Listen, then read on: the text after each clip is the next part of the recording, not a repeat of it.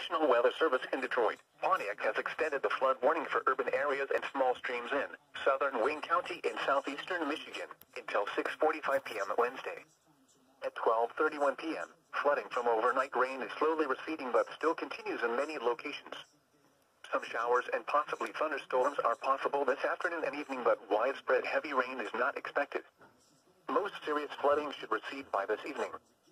Some locations that will experience flooding include Taylor, Romulus, Flat Rock, downtown Detroit, Kenton, Dearborn, Wyandotte, Trenton, Grosse Ile, Belleville, Greenfield Village, Westland, Dearborn Heights, Lincoln Park, Southgate, Allen Park, Garden City, Inkster, Wayne and Woodhaven.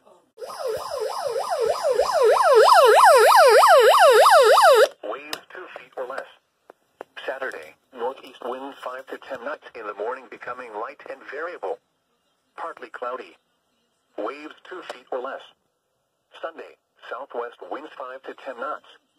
Mostly clear. Waves 2 feet or less.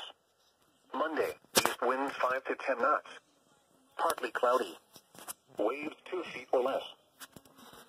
This is NOAA Weather Radio, all hazards. Station KEAS C63 in Southfield.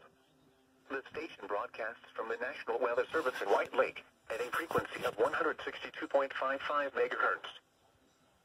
Here is the forecast for the northern suburbs. Service in Detroit, Pontiac has issued AA flood watches now in effect for a portion of southeast Michigan, including the following areas: Lenawee, Macomb, Monroe, Oakland, Washtenaw, and Wayne.